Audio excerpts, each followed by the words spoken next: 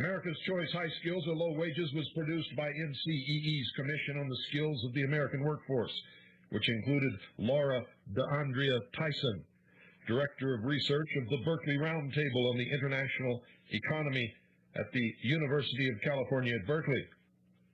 Tyson has been a member of the Council on Foreign Relations. David Rockefeller, Chairman, 1970 to 1985, and would later be appointed Chairman of President Clinton's Council of Economic Advisors.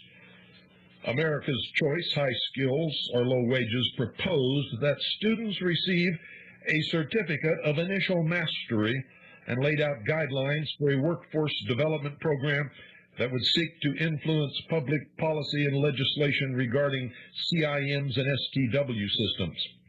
It also greatly influenced the work of the United States Labor Secretary's Commission on Achieving Necessary Skills, called SCANS, begun likewise in 1990. In its reports, the SCANS recommended the establishment of a, quote, nationwide system of human resource development, assessment, and certification, end quote. It also instructed business that, quote, your responsibilities must include developing the human resources in your community, your firm, and your nation, end quote, and stated that learning SCANS know-how competencies will, quote, take place through employers and work-based education and should continue for a lifetime, end quote. Remember what I told you. The goal is to control every living human being on the face of this earth from birth until death. The school and the community mental health center will become the center of the community, and you will literally go to school from the time you're born until the time you die. And this is just another confirmation of what I've been telling you. Almost all of the recommendations of the SCANS reports were then incorporated into the 1994 Goals 2000 Act and the 1994 School to Work Opportunities Act. How do you like being called a human resource instead of people or human beings?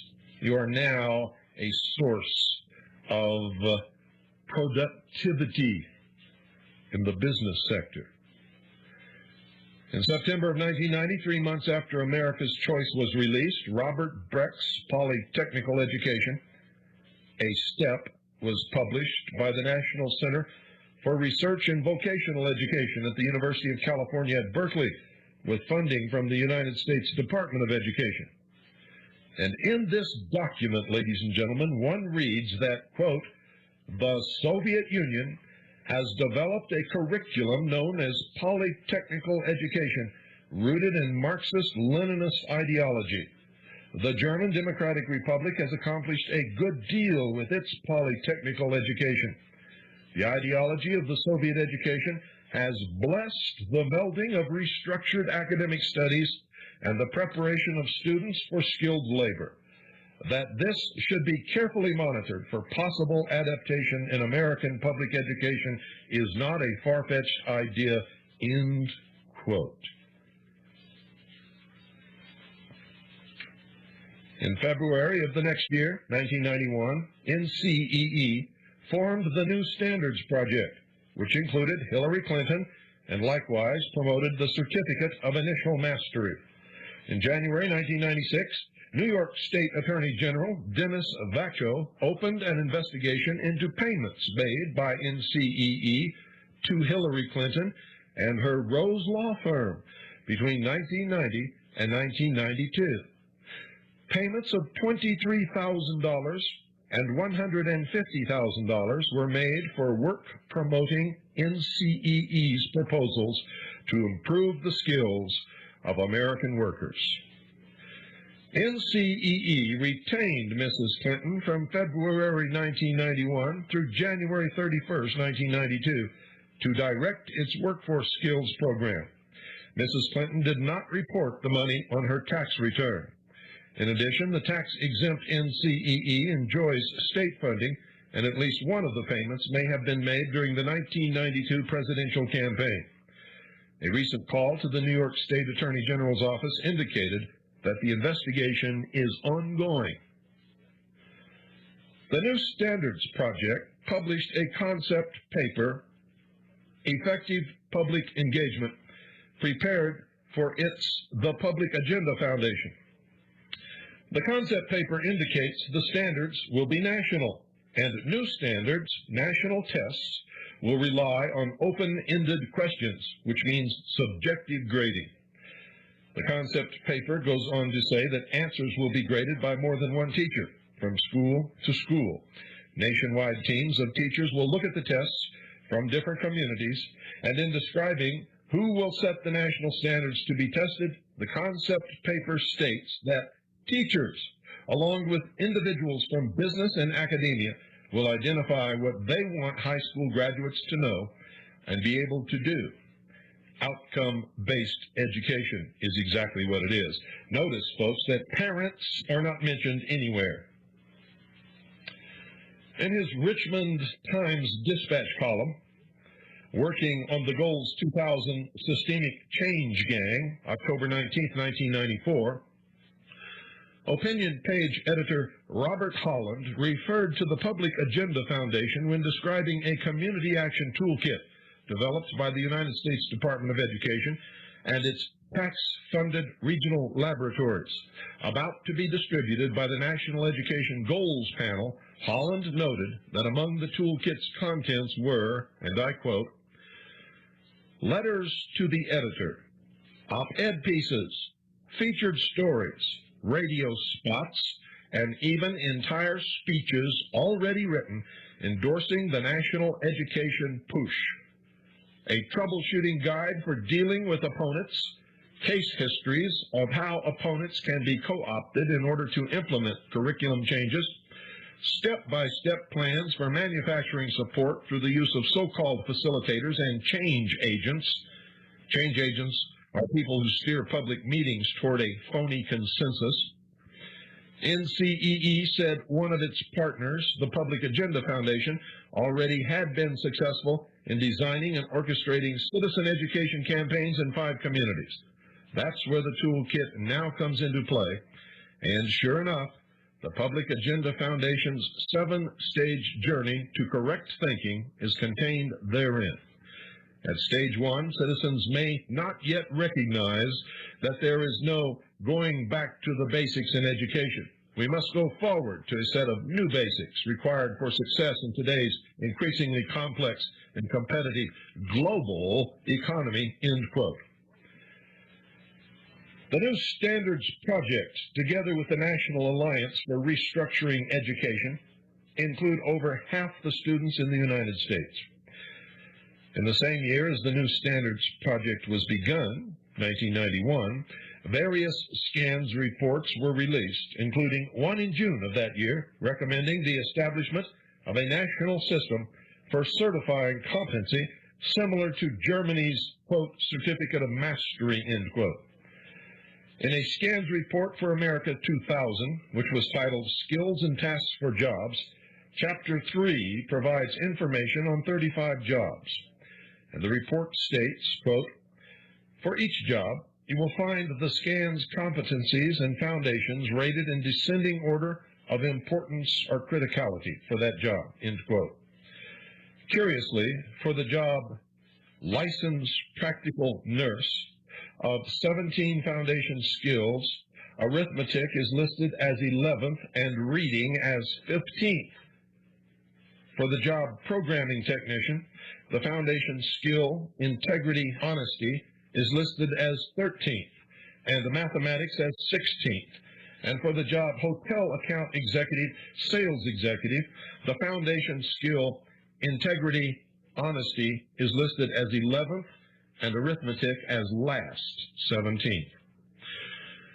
Also in 1991, the Carnegie Foundation chairman David Hornbeck, a former out-based education consultant for the Business Roundtable, co-edited Human Capital and America's Future, which described an approach Hornbeck admitted might be subject to the charge of big brotherism.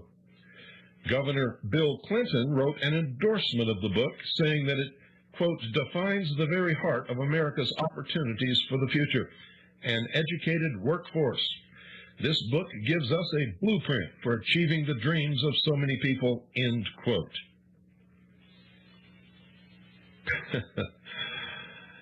It's pretty hard to quote these people without wanting to shove something right in their face. Got to tell you, folks, it's just sickening. Among those dreaming was NCEE President Mark Tucker, who in 1992 co-authored Thinking for a Living, which stated, quote, "As this is written, the former members of the communist bloc in Eastern Europe and the Soviet Union are setting out to fashion new societies. Many of those countries have done a better job than we of building effective human resource development programs," end quote. You see how everything that they're doing is based upon something that the communists have done in the past, from beginning to end. There is no other reference, ladies and gentlemen. The same year, NCEE developed a Human Resources Development Plan for the United States that advocated a, quote, national system of education in which curriculum, pedagogy, examinations and teacher education and licensure systems are all linked to the national standards, and the standards are the same everywhere, end quote.